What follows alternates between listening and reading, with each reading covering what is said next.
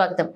ప్రజలపై ఇజ్రాయెల్ దాడులు, పాలస్తీనా ప్రజలపై ఇజ్రాయెల్ దాడులు, పాలస్తీనా ప్రజలకు సంఘీభావం, పాలస్తీనా ప్రజలకు సంఘీభావం, పాలస్తీనా ప్రజలపై ఇజ్రాయెల్ యుద్ధాన్ని, పాలస్తీనా ప్రజలపై ఇజ్రాయెల్ యుద్ధాన్ని యుద్ధం వద్దు, యుద్ధం వద్దు, యుద్ధం వద్దు, పాలస్తీనా ప్రజలపై ఇజ్రాయెల్ దాడులు, పాలస్తీనా ప్రజలపై ఇజ్రాయెల్ దాడులు.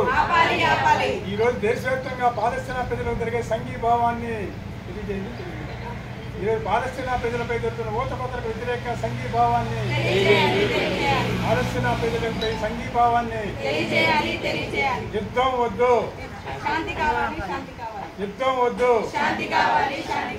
CPML liberation, CPML liberation. ఈ రోజున దేశవ్యాప్తంగా పాలస్తీనా ప్రజలకి ఇజ్రాయెల్ చేస్తున్న దాడులకు నిరసనగా అన్ని వామపక్షాలు, ప్రజాస్వామ్య సంఘాలన్నీ కూడా సంఘీభావం తెలియజేయాలని పిలుపులో భాగంగా ఈరోజు ఎన్టీఆర్ జిల్లా విసన్నపేటలో ఇక్కడ ఉన్న విద్యార్థులు పెద్ద ఎత్తున నిరసన తెలియజేయడం జరుగుతుంది. వాళ్ళ సంఘీభావం తెలియజేయడం జరుగుతుంది. ఇజ్రాయెల్ ఏదైతే ఉందో గత 20 నెలలుగా దాదాపు 50,000 మంది పైగా పాలస్తీనా ప్రజలను ఊచకోత పెట్టడం జరిగింది. దీంట్లో ముఖ్యంగా మహిళలు, చిన్నారులు మరి వీళ్ళందరూ కూడా అక్కడ చనిపోవడం జరిగింది. ఈ రోజున ఇజ్రాయెల్, ఈరోజు ఇరాను, ఇరాక్ యుద్ధం కూడా జరుగుతుంది. ఇది ప్రత్యక్షంగా అమెరికా ప్రోత్సహిస్తుంది. ట్రంప్ ఉన్మాదంతో ఈ రోజున యుద్ధాలను ప్రోత్సహిస్తున్నాడు. ఈరోజు 3వ ప్రపంచ యుద్ధానికి కూడా దారితీసే పరిస్థితులు దేశంలో కనిపిస్తున్నాయి. యుద్ధం వద్దు, శాంతి కావాలని అందరూ కూడా నిర్ణయించే రోజు వస్తుంది.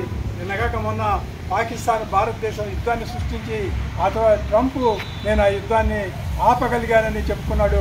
భారతదేశ సార్వభౌమాధికారాన్ని ట్రంప్ పాదాల చెంత మోడీ ఈరోజు తాకట్టు పెట్టాడు.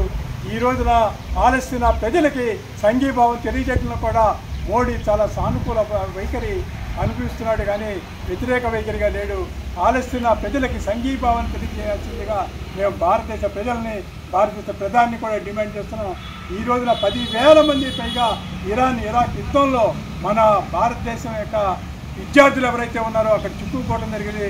వాళ్ళందరినీ తిరిగి భారతదేశం తిరిగి తీసుకురావాలి.